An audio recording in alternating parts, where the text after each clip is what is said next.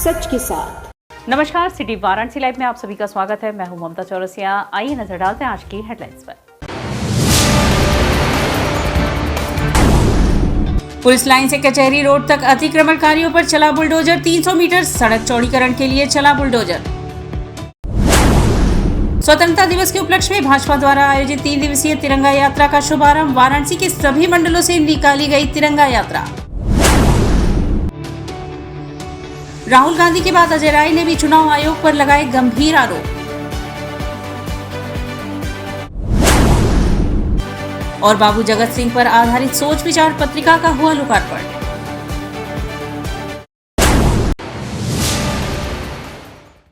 और अब खबरें विस्तार से। सड़क चौड़ीकरण के लिए पुलिस लाइन से कचहरी रोड तक अतिक्रमणकारियों पर बुलडोजर चला। मौके पर पुलिस पीएससी और आरएएफ के जवान तैनात थे। दायम खान मस्जिद के आड़ में बनी 6 दुकानों को भी ध्वस्त किया गया। वाराणसी जिला प्रशासन ने रविवार को पुलिस लाइन चौराहे से कचहरी रोड तक अतिक्रमण हटाने के लिए बड़े पैमाने पर बुलडोजर कार्यवाही शुरू कर दी। इस दौरान कई पक्के निर्माण ध्वस्त किए गए और रोड चौड़ीकरण के लिए जमीन खाली कराई गई। कार्यवाही के दौरान 3 थानों की पुलिस, आरएएफ की टीम और दंगा नियंत्रण वाहन मौके पर मौजूद रहे। कुल 500 जवान तैनात किए गए ताकि किसी तरह की अप्रिय स्थिति से निपटा जा सके। सुबह करीब 11:30 बजे जेसीबी मशीन ने सबसे पहले कचनार शहीद मजार की दीवार को तोड़ा। इसके बाद कई दुकानों को ढहाया गया, जिनमें से कुछ में उस समय सामान भी मौजूद था। दायम खान मस्जिद की आड़ में अतिक्रमण करके बनाई गई 6 दुकानें भी ढहा दी गईं। कार्यवाही के दौरान बड़ी संख्या में लोग मौके पर इकट्ठा हो गए। वाहनों को एक ही लेन से गुजारा जा रहा था। प्रशासन ने वैकल्पिक आवागमन की व्यवस्था भी की। उधर एडीसीपी वरुणा जोन नीतू कादियान ने विरोध कर रही महिलाओं को समझाया। पीडब्ल्यूडी XEN के सिंह के अनुसार पुलिस लाइन से कचहरी तक करीब 300 मीटर तक सड़क चौड़ी की जाएगी और यहाँ सड़क की चौड़ाई 60 मीटर होगी। अब तक 71 लोगों को 3 करोड़ 52 लाख रुपए मुआवजा दिया जा चुका है। ये बेसिकली अतिक्रमण है, ऐसे अतिक्रमण जिनको हम जो है पहले प्रॉपर नोटिस दिया गया था और ये 2 बार चस्पा भी किया गया और पीडब्ल्यूडी द्वारा इनका मुआवजा भी इनको बांटा गया। मुआवजा बांटने के उपरांत भी इनको प्रॉपर समय दिया गया अपना खुद से सामान हटाने का। ये लोग अपना सामान नहीं हटा रहे, जिससे हमारे चौड़ीकरण के कार्य की प्रगति प्रभावित हो रही थी। कुल अभी तक हम लोग 2 करोड़ 52 लाख रुपए दुकानदारों को बांट चुके हैं और 2 करोड़ 52 लाख रुपए के सापेक्ष टोटल 35 दुकानें आ रही थी। कुल यहाँ पे दुकानें हैं 69। 35 के अलावा अभी मुआवजा नहीं दिया गया है, उनकी भी कार्रवाई प्रक्रियाधीन है। उनकी मुआवजे कार्रवाई के बाद उनको भी इसी तरह प्रॉपर समय दिया जाएगा ताकि खुद से वो हटा लें। और नहीं कह रहे हैं कि मुआवजे बहुत कम दिए जा रहे हैं। नहीं, मुआवजे दिए गए हैं। अगर आप ऐसे देखें तो 35 ये पुराने स्ट्रक्चर्स हैं सब जितने हैं और 35 मकानों का 2 करोड़ 58 लाख रुपए 52 लाख रुपए दिया गया है। पीडब्ल्यूडी द्वारा प्रशासन द्वारा इनको चिन्हित कर लिया गया था। पैमाइश की गई थी कि रोड से कितने दूरी तक ये जो है यहाँ पर उसके आगे यहाँ पर तोड़फोड़ की जाएगी। इसकी इनको पहले ही सूचना दे दी गई थी, नोटिस दिया गया था, 2-3 बार आगाह भी किया गया था और आज भी इनके साथ सहयोग करते हुए, समय देते हुए, कई दुकान वालों को हमने सामान निकालने का पूरा समय दिया है। पूरा सहयोग के साथ इसका जो है तोड़फोड़ की कार्रवाई की गई है। ये कब तक कार्रवाई चलेगी सर और कब शुरू हुई है? अब लगभग अभी कुछ 12-13 जो और है जिनको मुआवजा मिल चुका है वो पेंडिंग है, वो लगभग 1-1.5 घंटे का काम है। वो स्वतंत्रता दिवस के उपलक्ष्य में भाजपा द्वारा 3 दिवसीय तिरंगा यात्रा का शुभारंभ हुआ। स्वतंत्रता दिवस के उपलक्ष्य में भारतीय जनता पार्टी द्वारा आयोजित 3 दिवसीय तिरंगा यात्रा के तहत रविवार को वाराणसी के सभी मंडलों से तिरंगा यात्रा निकाली गई। डॉक्टर श्यामा प्रसाद मुखर्जी मंडल की ओर से लक्सा से तिरंगा यात्रा का आयोजन किया गया। इस आयोजन की अध्यक्षता डॉक्टर श्यामा प्रसाद मुखर्जी मंडल के अध्यक्ष सोमनाथ यादव ने किया। यात्रा में मुख्य अतिथि के रूप में महानगर के अध्यक्ष प्रदीप अग्रहरी व मेयर अशोक तिवारी उपस्थित रहे। इस यात्रा में सभी क्षेत्रीय पार्षदों सहित पूरे मंडल के कार्यकर्ताओं का महत्वपूर्ण योगदान रहा। मंडल अध्यक्ष सोमनाथ यादव के नेतृत्व में रामापुरा के पार्षद रामगोपाल वर्मा, विजय द्विवेदी जी, सीमा वर्मा जी, तमाम उपस्थित मंडल के पदाधिकारी और कार्यकर्ता, महानगर मुख्य अतिथि के रूप में महानगर के अध्यक्ष और महापौर अशोक तिवारी जी के नेतृत्व में यह शोभा यात्रा लक्सा से चलकर राम मंदिर तक जाएगी, वहीं पर समापन होगा इसका। बागेश्वरी मंडल से भी तिरंगा यात्रा निकाली गई, जो विभिन्न मार्गों से होते हुए लवरावीर पार्क में आकर समाप्त हुई। इस यात्रा के मुख्य अतिथि भाजपा महानगर अध्यक्ष प्रदीप अग्रहरी रहे।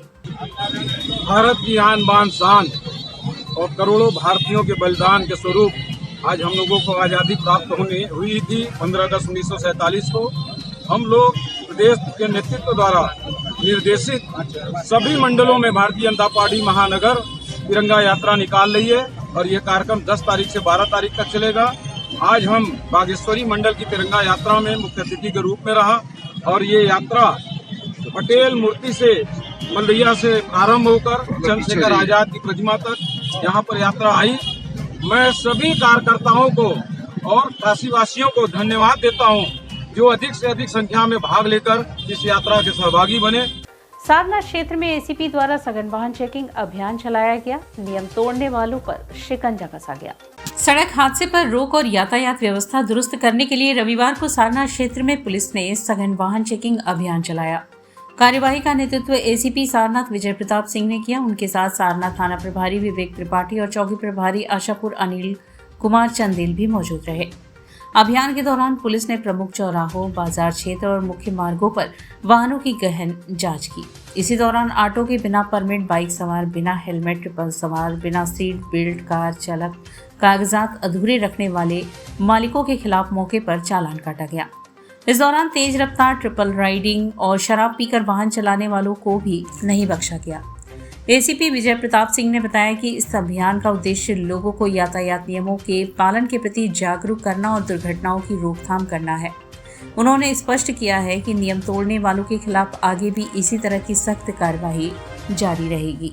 ऑटो और टोटो के ऊपर इसी का ध्यान चलाया गया है कि जो भी ऐसे ऑटो या टोटो हैं जो बिना किसी पासपोर्ट के या फिर बिना किसी परमिट के या बिना किसी वैलिड डॉक्यूमेंट के चलना है उसको कुछ सीज करें तथा उसके अलावा जो है अतिक्रमण के जागरूक अभियान चलाया गया है। इसको हमने थाना सारनाथ के अंतर्गत आशापुर चौकी तथा सारनाथ म्यूजियम के पास ही अभियान चलाया गया। इसमें अभी तक कुल सारनाथ म्यूजियम से लगभग 2 तथा आशापुर चौकी से लगभग 4 ऑटो और टोटो को सीज किया गया है। अग्रिम कार्रवाई की जा रही है। भारत में अल्पसंख्यकों पर बढ़ते कथित दमन के खिलाफ साझा संस्कृति मंच ने शांति मार्च निकाला। रविवार को साझा संस्कृति मंच वाराणसी ने कैंटोनमेंट नदेसर चौराहे से अंबेडकर मूर्ति कचहरी तक एक शांति मार्च आयोजित किया। इस अवसर पर आयोजित सभा में वक्ताओं ने कहा कि इस मार्च का उद्देश्य भारत में अल्पसंख्यकों के खिलाफ बढ़ते दमन के खिलाफ आवाज उठाना और फिलिस्तीन के संघर्ष के प्रति एकजुटता व्यक्त करना था। भारत में अल्पसंख्यकों पर दमन की घटनाएं चिंताजनक स्तर पर बढ़ रही हैं। हाल के महीनों में भारत के कई हिस्सों में अल्पसंख्यक समुदायों, विशेषकर मुस्लिम और ईसाई समुदाय के खिलाफ बढ़ते दमन और धार्मिक हिंसा की घटनाएं सामने आई हैं। जून 2024 से जून 2025 के बीच 2600 से अधिक हेड क्राइम भाषण दर्ज किए गए। इनमें 79.9% घटनाएं भाजपा शासित राज्यों में हुई। ईसाई विरोधी हिंसा की घटनाएं 2023 में 601 से 2024 में बढ़कर 840 हुई। साल 2024 में 63 लोगों की एक्स्ट्रा जुडिशियल हत्या हुई है। केवल यूपी में 56 से ज्यादा मुस्लिमों का हाफ एनकाउंटर हुआ है, जिसमें वे आंशिक या पूर्ण रूप से अपंग हुए हैं। शांति मार्च में प्रमुख रूप से नंदलाल मास्टर, नीति भाई, फाइजी Jayant, Jagriti Rahi, professor Mahesh Vikram Singh, Vallabhacharya Pandey, Premnath, Dhananjay and Abdullah, Sarfaraz Urfi, Mahesh Chand Maheshwari and Abu Hashim, Indu Pandey, Mohammad Musa Azmi, Hifazat Hussain Alam, sister Joshlina, Niti Aminuddin भाई, Vidyadhar, Pramod, sister Natalia, sister Florin, sister Francisca, Aminuddin आदि मौजूद रहे। राहुल गांधी के बाद अजय राय ने भी चुनाव आयोग पर गंभीर आरोप लगाए।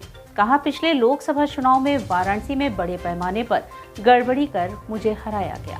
राहुल गांधी के बाद अजय राय ने भी चुनाव आयोग पर गंभीर आरोप लगाए और कहा कि पिछले लोकसभा चुनाव में वाराणसी में बड़े पैमाने पर गड़बड़ी की गई। कांग्रेस के प्रदेश अध्यक्ष और पिछले लोकसभा चुनाव में वाराणसी संसदीय क्षेत्र से कांग्रेस प्रत्याशी अजय राय ने पिछले लोकसभा चुनाव में धांधली का आरोप लगाया है। अजय राय ने पत्रकारों से बात करते हुए कहा कि आरएसएस के एक कार्यकर्ता का वाराणसी सहित कई राज्यों की मतदाता सूची में नाम है। इसी तरह कई लोगों के बूथ भी बदले गए, जिससे लोगों को वोट देने में परेशानी हुई। उन्होंने कहा कि वे लगातार 7 राउंड की मतगणना में आगे थे। अगर धांधली न होती तो वे चुनाव जीत जाते। अजय राय पिछले चुनाव में प्रधानमंत्री मोदी के खिलाफ चुनाव लड़ रहे थे। बता दें कि लोकसभा में नेता प्रतिपक्ष राहुल गांधी ने भी चुनाव में धांधली का आरोप लगाया है। मोदी जी चुनाव हार रहे थे 1 बजे के बाद। बनारस के जो अपडेट क्यों बंद कर दिया गया, अधिकृत वेबसाइट क्यों बंद कर दी गई, ये हम जानना चाहते हैं। आप सबको बाहर क्यों किया गया, मीडिया के लोगों को बाहर क्यों किया गया। आज तक चुनाव, मैं भी 5 बार विधायक रहा हूँ, मैं 11 चुनाव लड़ चुका हूँ। ये केवल ये 2024 में चुनाव से बाहर किया गया मीडिया को, इसके पहले कभी नहीं किया गया था। आप इसके प्रत्यक्षदर्शी हैं, आप खुद जानते हैं। तो क्या अब सड़क पर उतरने का काम किया जाए? निश्चित तौर से कांग्रेस पार्टी हमारी सड़क पर उतरी है और आम जनता अब जागरूक हो चुकी है, क्योंकि अब चोरी बेईमानी का जवाब हम सड़क पर उतर कर निश्चित देंगे। और जो हमारे सबसे ज़्यादा कलंकित काशी के लोग अपने आप को महसूस कर रहे हैं कि जो हमारा वोट चोरी करके सांसद और देश का प्रधानमंत्री बना है, आज काशी के लोगों का, बाबा विश्वनाथ के भक्तों का आज पूरी तरीके से सर हमारा झुक गया है कि हमारा सांसद, हमारा देश का प्रधानमंत्री चोरी करके जीता है। तो क्या अब इसका असर बिहार में भी देखने को पड़ेगा? निश्चित तौर से हमारे कार्यकर्ता जागृत हो गए हैं। हमारे नेता आदरणीय राहुल जी जो SIR पर पूरी बात उठाए हैं, निश्चित तौर से वो पूरी तरीके से, और 25 लोकसभा जो बहुत कम मार्जिन से जीती है। यूपी में बांसगांव में हमारे कैंडिडेट सदल प्रसाद को जबरी जिताया गया, जबरी हराया गया। वो जीत रहा था, उसको हराया गया। ये बगल में अखिलेश सिंह वाली सीट जबरी हराई गई, कानपुर की सीट जबरदस्ती हराई गई, बनारस की सीट जबरदस्ती हराई गई। बनारस, यूपी में तमाम ऐसी सीटें हैं पूरे देश के अंदर 25 लोकसभा जिसमें फर्जी तरीके से मतदान करा के आरएसएस और भाजपा ने चुनाव जीता। बाबू जगत सिंह पर आधारित सोच विचार पत्रिका का लोकार्पण हुआ। वाराणसी विकास समिति द्वारा रविवार को जगतगंज में सोच विचार पत्रिका का लोकार्पण हुआ। यह अंक 1799 में काशी में ब्रितानी हुकूमत के बरखिलाफ हुए विद्रोह के जननायक स्वतंत्रता संग्राम सेनानी बाबू जगत सिंह को समर्पित है। पत्रिका में वरिष्ठ पत्रकार निरंकार सिंह एवं डॉक्टर राम सुधार सिंह द्वारा बाबू जगत सिंह पर लेख लिखा गया है। कार्यक्रम की शुरुआत अतिथियों के स्वागत से प्रारंभ हुआ। स्वागत उद्बोधन बाबू जगत सिंह शोध समिति के संरक्षक प्रदीप नारायण सिंह ने किया।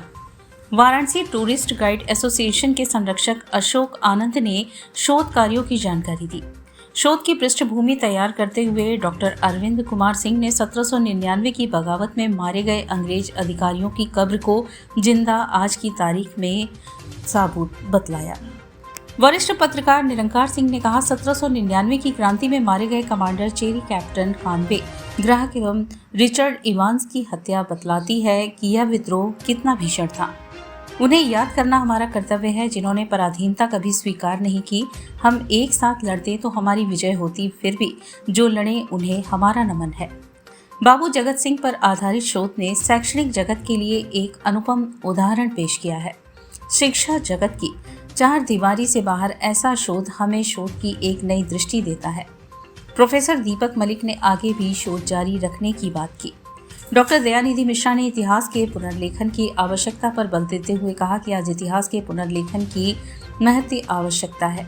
बाबू जगत सिंह पर यह इतिहास का पुनर्लेखन एक मील का पत्थर है। पत्रिका में अपना लेख देने वाले सुप्रसिद्ध समालोचक डॉक्टर राम सुधार सिंह ने उदाहरण से अपनी बात रखते हुए कहा, काशी की माटी में क्रांति और विद्रोह है। काशी दुनिया को अपने ठेके पर रखती है, तभी तो उसने यहाँ से वॉरेन हेस्टिंग्स को खदेड़ा था। काशी की गलियों में उस वक्त यही गूंजता था, घोड़े पर हौदा, हाथी पर जिन, ऐसे भागे वॉरेन हेस्टिंग्स। कार्यक्रम का संचालन राजेंद्र कुमार दुबे एवं धन्यवाद ज्ञापन सोच विचार पत्रिका के संपादक नरेंद्र नाथ मिश्रा ने किया।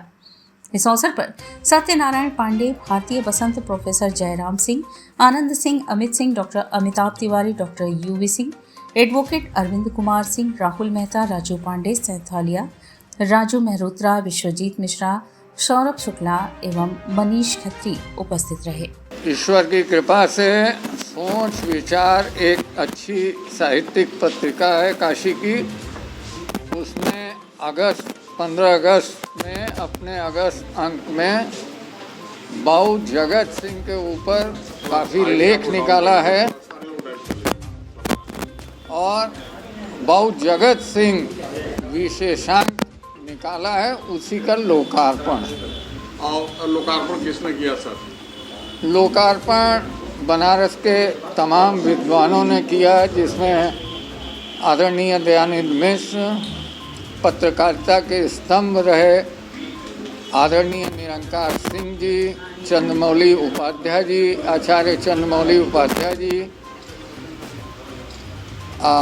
निपेंद्र मिश्र जी, भारती बसंत जी जो कि दैनिक जागरण के यहाँ के एडिटर चीफ रहे हैं, और प्रोफेसर राम सुधार सिंह जी, ये सारे वरिष्ठ जनों ने इसका लोकार्पण किया। ये पूरी पत्रिका बाबू जगत सिंह पर ही उनके, देखिए उसमें 3 लेख हैं जो कि बहुत महत्वपूर्ण लेख हैं। एक लेख स्वयं निरंकार सिंह साहब ने लिखा है, दूसरा लेख प्रोफेसर राम सुधार सिंह जी ने लिखा है, डॉक्टर राम सुधार सिंह ने बाबू जगत सिंह के ऊपर, और तीसरा आप लोगों के वरिष्ठ साथी हिमांशु उपाध्याय जी ने लिखा। और यहाँ वक्त उछला है एक छोटे से ब्रेक का, मिलते हैं ब्रेक के बाद। वाराणसी लाइव, सच के साथ।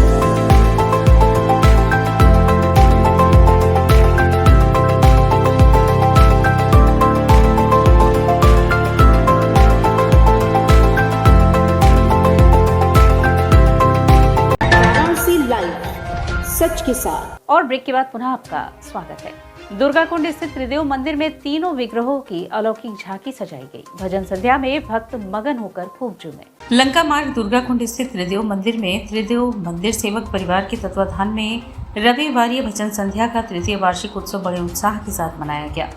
उत्सव में कोलकाता से आए मालियों द्वारा बेंगलुरु से मंगाए गए रंग बिरंगे फूलों से तीनों विग्रह रानी सती जी, सालासर हनुमान जी, खाटू श्याम जी अलौकिक झांकी सजाई गई।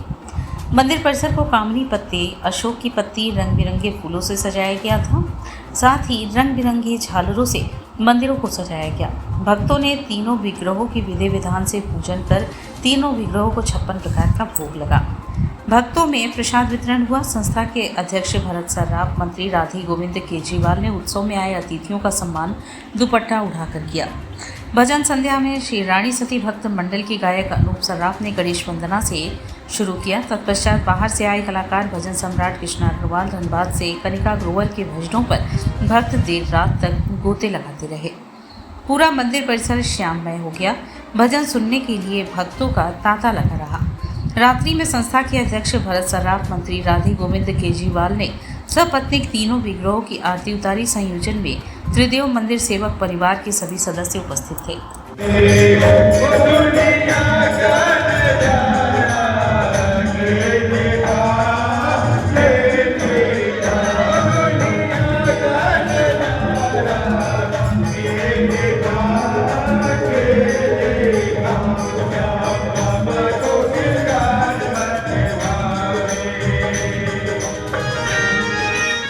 बाट माप मरम्मतकर्ता वेलफेयर एसोसिएशन का वार्षिक अधिवेशन संपन्न हुआ।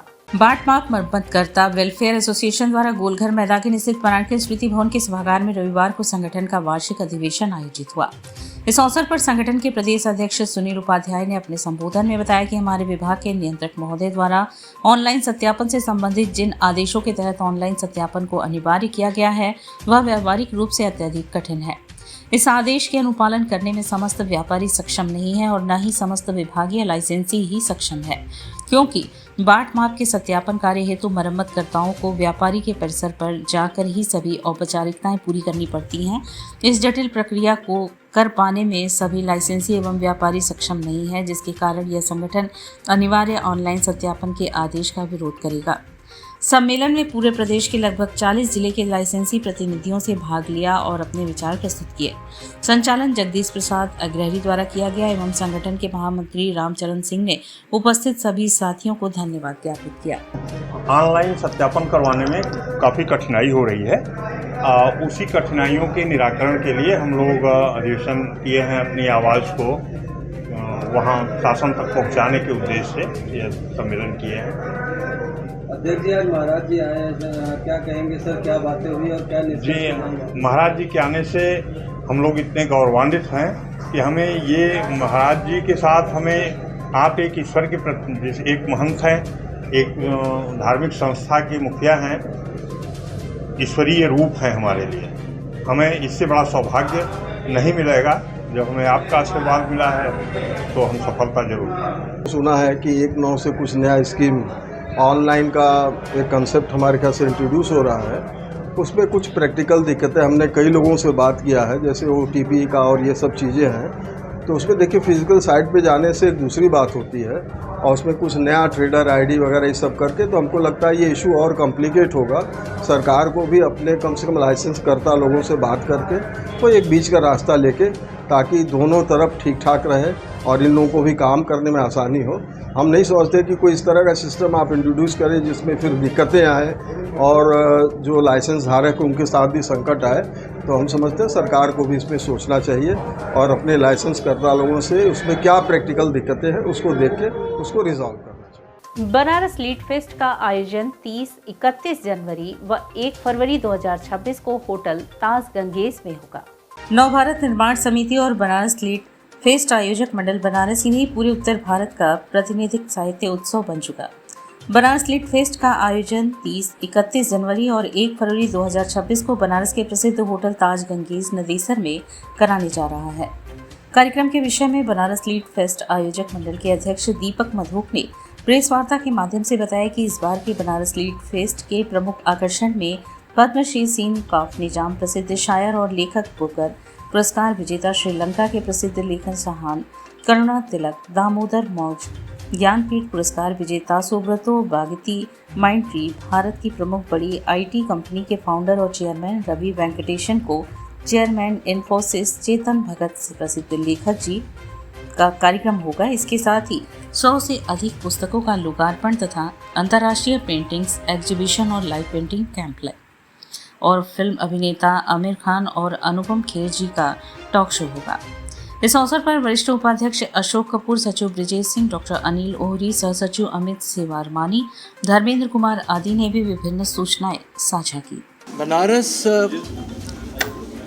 राजधानी है कला संस्कृति की और बनारस के नागरिकों द्वारा बनारस के नागरिकों के लिए एक literature festival, Banaras literature festival गत 3 वर्षों से जो हो रहा है उसमें हम लोगों ने बहुत कुछ सीखा और 3 सालों के बाद इस वर्ष एक बड़े पैमाने पे, बड़े स्तर पे उसको किया जा रहा है, जिसमें लगभग 200 स्पीकर, VIP, कलाकार, साहित्यकार आ रहे हैं। ये फेस्टिवल काशी के प्रत्येक नागरिक का फेस्टिवल है। इसमें आप सबका योगदान चाहिए, आप सबको आना है। लगभग 1 लाख लोगों के, दर्शकों के, विजिटर्स के आने का अनुमान हम लगा रहे हैं। ये ताज नदेसर के परिसर में गत वर्ष की तरह एक बड़े स्केल पे हो रहा है।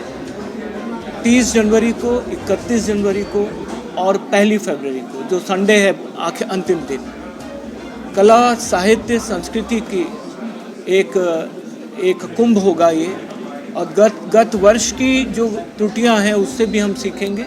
इस वर्ष और भी अच्छे तरीके से आप सबके सहयोग से इसको करेंगे। नादान परिंदे साहित्य मंच एवं ध्येय IAS द्वारा आयोजित सावन कजरी महोत्सव 2025 संपन्न हुआ। नादान परिंदे साहित्य मंच एवं ध्येय IAS के संयुक्त तत्वाधान में आयोजित सावन कजरी महोत्सव 2025 का आयोजन दुर्गाकुंड स्थित श्री हनुमान प्रसाद पोद्दार अंध विद्यालय के सभागार में संपन्न हुआ। इस अवसर पर समाज सेवा के क्षेत्र में उत्कृष्ट कार्य करने वाले 125 विशिष्ट जनों को रुद्राक्ष की माला, अंग वस्त्रम व स्मृति चिन्ह देकर कजरी रत्न सम्मान 2025 से सम्मानित किया गया। इस कार्यक्रम में सर्वप्रथम सरस्वती वंदना के साथ संस्था के अध्यक्ष वरिष्ठ समाज सेवी डॉक्टर सुभाष चंद्र ने मुख्य अतिथि व विशिष्ट अतिथियों के साथ दीप प्रज्वलन कर कार्यक्रम का शुभारंभ किया। समारोह के मुख्य अतिथि डॉक्टर दयाशंकर मिश्र दयालु, आयुष, खाद्य सुरक्षा एवं औषधि प्रशासन राज्य मंत्री स्वतंत्र प्रभार उत्तर प्रदेश, विशिष्ट अतिथि पद्मश्री उर्मिला श्रीवास्तव, लोक प्रवीण प्रकाश, IAS विनय सिंह, संस्थापक ध्येय IAS अध्यक्षता हीरालाल मिश्र मधुकर ने किया। समारोह में अमित श्रीवास्तव व संदीप मौर्य ने नृत्य नाटिका प्रस्तुत किया। तत्पश्चात परमहंस तिवारी, परम महेंद्र अलंकार, पूनम श्रीवास्तव, आनंद कृष्णा मासूम, मधुलिका राय, सिद्धनाथ शर्मा, सिद्धजी, झरना मुखर्जी, लीना राय, करुणा सिंह, नसीमा, निशा, मणिबेन द्विवेदी आदि लोगों ने कजरी गायन प्रस्तुत कर दर्शकों को आत्मविभोर के दिया। मंच संचालन डॉक्टर शरद श्रीवास्तव, शरद और धन्यवाद ज्ञापन गिरीश पांडे काशके ने किया। इस ऐसे प्रोग्राम में पार्टिसिपेट करने में जिसमें कि हम पूर्वांचल की जो कल्चर है, म्यूज़िक है, उसको स्ट्रेंथन करने के लिए, उसको रिवाइव करने के लिए कोई एक्टिविटी ले रहे हैं। ये किसी भी संस्था द्वारा कोई कल्चर या लिटरेचर को रिवाइव करना, स्ट्रेंथन करने की जो एक्टिविटी होती है वो बड़ों को सम्मान देने लायक होती है, पूर्वजों को सम्मान देने लायक होती है। मेरी तरफ से उनको बहुत बहुत शुभकामनाएं और ईश्वर उनको बहुत और शक्ति दे जिसके थ्रू इस लिटरेचर को और म्यूज़िक को वो फर्दर स्ट्रेंथन करें। नादान परिंदे साहित्य मंच का एक ही उद्देश्य है, सेवा भाव। जो भी असहाय ज़रूरतमंद लोग जब भी दिखे हैं, उनकी ज़रूरतमंद को पूरा करने का काम नादान परिंदे साहित्य मंच करता आया है, करता रहा है और करता रहेगा। आज जो है कजरी महोत्सव का कार्यक्रम है। विगत कई वर्षों से नादान परिंदे साहित्य मंच कजरी महोत्सव का आयोजन कर रहा है और सुखद संयोग है कि आज कजरी का भी दिन है और इसी को ध्यान में रखते हुए ये कजरी महोत्सव का आयोजन किया गया है। दुर्गाकुंड स्थित माता कुष्मांडा देवी के दरबार में 2 दिवसीय सावन महोत्सव का आयोजन हुआ। दुर्गाकुंड स्थित मां कुष्मांडा के दरबार में प्रथम 2 दिवसीय सावन महोत्सव का आयोजन हुआ, जिसमें सावन के पावन अवसर पर काशी के शास्त्रीय और उपशास्त्रीय संगीत विधा से जुड़े घराने के कलाकारों अपने स्वरों और वाद्यों से मां के चरणों में अपनी स्वरांजलि और नंदांजलि अर्पित किए। प्रथम दिन बनारस के सुयोग्य युवा कलाकार रुद्र शंकर ने अपने कथक और भाव नृत्य से मां का आशीर्वाद लिया। इसके बाद प्रसिद्ध उपशास्त्रीय गायिका श्रीमती सुचिता गुप्ता ने अपने कजरी, चैती और सावन गीतों से मां को स्वरांजलि अर्पित की। तीसरे कार्यक्रम के रूप में डॉक्टर राकेश कुमार ने अपनी बांसुरी पर राग मेघा के स्वरों से मंदिर प्रांगण को सावन में बना दिया। इनके साथ बुद्धादित्य प्रधान ने सितार और हेमंत कुमार ने वायलिन पर सहयोग दिया। तबले पर आनंद मिश्रा और सिद्धार्थ चक्रवर्ती ने तबले पर कुशल संगत की। अंतिम कार्यक्रम के रूप में बनारस घराने के प्रसिद्ध शास्त्रीय गायक पंडित अनूप मिश्रा ने राग गोरख कल्याण से मां के चरणों में स्वरों की प्रार्थना अर्पित की। एक ताल में निबद्ध बड़ा ख्याल के बोल थे मातु अप्पे जगदम्बे। तत्पश्चात 3 ताल में निबद्ध मध्य तय की बंदिश प्रस्तुत की, जिसके बोल थे नमो नमो महिषासुर मर्दिनी। इसके पश्चात बादल रे अरज गरज बरसन लागे बंदिश और अंत में राग भैरवी में भवानी दयानी सुनाकर पूरे मंदिर प्रांगण को मां कुष्मांडा की आराधना में स्वरों के माध्यम से समाहित कर दिया। इनके साथ आर्यन मिश्रा ने गायन में, गौरव चक्रवर्ती ने तबले पर और अंकित जायसवाल ने हारमोनियम पर कुशल संगत की। कार्यक्रम के पश्चात मां कुष्मांडा की आरती हुई और महंत आनंद दुबे द्वारा कलाकारों को स्मृति चिन्ह, दुपट्टा और माल्यार्पण कर साथ धन्यवाद अर्पित किया गया।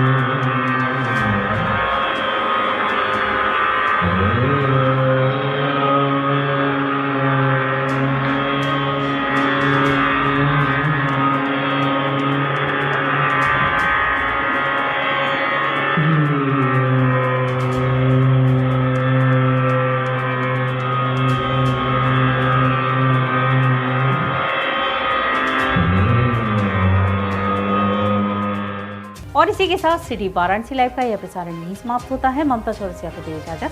नमस्कार।